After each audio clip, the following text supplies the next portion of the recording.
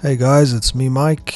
I thought I'd just show you a little bit of behind the scenes of my new game, Bru Boegie Get the Milk, that I've been working on for a little over a month now, I guess. Actually, yeah, almost exactly a month. It's been cool getting to know Unity a little bit more. I've always loved point and click adventure games, like the old LucasArts ones. Sam & Max Hit the Road is a favorite of mine. Indiana Jones, The Fate of Atlantis, Day of the Tentacle. I grew up on those and they were super influential, I think, for just my sense of humor and the way I draw backgrounds and lay things out and stuff. So yeah, I figured if I want to make games I probably have to learn something, a game engine. And there was a great sale on Unity plugins recently for Black Friday, and I bought this one called Adventure Creator. So that's been super useful. I haven't really made much in Unity, so I've had to learn quite a lot. I'm just showing you some footage of the game here, like some work in progress footage I've taken of Bru walking around. It's probably about a 10-15 minute experience, I think. This is a new character, Jackson, that my buddy Sheldon added because he did a writing pass of the full script. So yeah, I started out with this 9 verbs thing, as you can see on the screen here, which is like the old LucasArts games that had give, pick up, use, open, look at, push, close, talk to, pull. And you would select a verb and then click on an object, so look at painting or pick up couch, which is very reminiscent of the old games that I played. So I thought, let me just try that template first. I've since changed it. You can see here I've got the gizmos on, which shows Bru's pathfinding on the nav mesh, and all the various hotspots which let the player click on things and interact with things.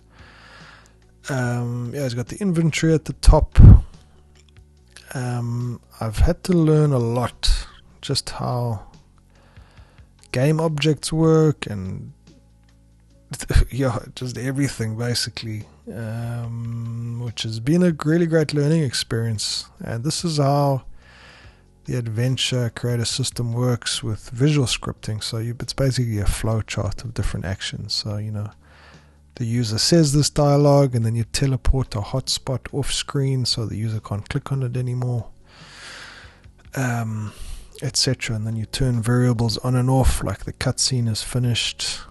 These are the Bru's animator window, which show you all the animation states you can do, which is like idle, walking, talking, picking up. And yeah, this is still using the 9 verb system, which I've since removed. Someone said they thought it was just too complicated and not user friendly, and I think game sensibilities have progressed since to a more streamlined approach. So now it's just a 2-button game. You literally click around the screen to interact. There's only one interact object option, but you can use items on things. I think it was just the nostalgia factor that I liked using the system, but if you didn't grow up with the games, it might not be as interesting. So yeah, I'll just I just cobbled some work in progress footage I've taken and put it together here to give a taste of the game. You solve various puzzles to progress. Here's one of the puzzles where you have to lure Doggy Poggy off the map so you can pick it up. And the idea is Bru has to get some milk so he can make coffee. That is the gist of the game. And so you solve puzzles to get further, to get to the shops, and to eventually get the milk. That's the very short version of it. That went through faster than I thought. I thought I'd be talking for ages, but that's pretty much a lot of the footage of the game. I haven't shown everything, obviously. I think it'll be a fun little experience. My plan is to release it on itch.io for free, just to see what the response is like and to see if people enjoyed it. But yeah, I still want to polish quite a bit and add some voices. I'll voice Bru Boegie, and then hopefully I'll get one of my buddies to voice the other 3 NPCs. Maybe I'll get a chance to make some music as well. I've got my music room set up quite nicely now. But yeah, it's been an interesting learning experience. I feel like I'm kind of getting the hang of it now. Definitely having experience in animation has helped that side of things. But Unity's way of handling animation is very strange. I think maybe as a separate video I might make people coming from Photoshop, Toon Boom, and TV Paint, just to give some tips on how Unity handles things differently.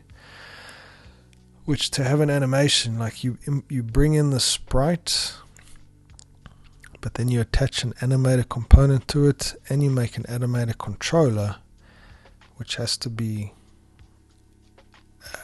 pointing to the animator component on the sprite, and only then can you create an animation name first, and only then, with the object in the hierarchy selected, can you start adding your frames of animation. So it's a little bit backwards to what I'm used to, but once you get the hang of it, it's okay. Then there's some other idiosyncratic stuff with Unity bringing in images with its setting set to multiple instead of single, and in Adventure Creator you need to set the pivot point to bottom, which is how the Z, or at least the depth or layering sorting works. But yeah, it's a really great starting point, and Chris has made a really fantastic tutorial on YouTube, the 2D primer, which I watched plenty times and I kept referencing until I kind of understood a little bit of what I was trying to do. But I've definitely found just like making a project that I want to do has been a good way to almost trick myself into learning how Unity works. So here I'm just drawing some of the animation frames in Photoshop, which is Bru's walking animation and his talking animations. And I put the background in there just to get the scales right, because I often find when working with other artists, if people draw stuff just independently out of context without background elements in there, almost always the scales are maligned and the characters are too small or big and they don't look like they can use the objects around them. So I just was using this bathroom background. And also when designing objects, it's like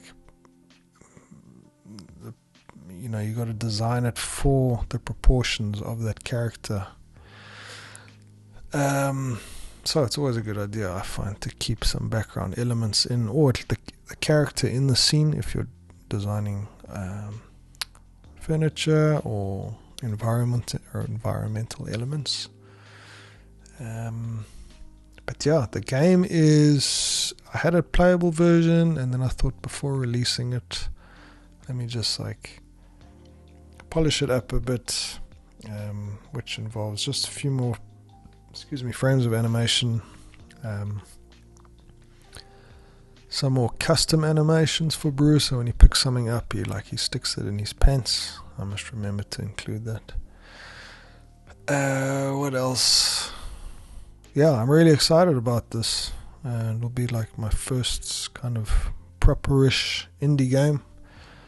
I've generally worked in, I've never really made a game. I made like one little DJing game in Unity, but that was more just to see if I can get anything out with Adventure Creator and Unity, just to see the pipeline of uploading a game to itch. And yeah, it's playable. It's not particularly great, but at least it's something. But yeah, when I've worked on games, I haven't really been involved with the coding thing. others have done that. But now it's super valuable seeing, going back and forth between the coding and the animation to see what needs to be done and to understand how the pipeline works. So yeah, I'm probably gonna do a little bit more this year and then take a break and then try to finish up next year. I do want to take a holiday break.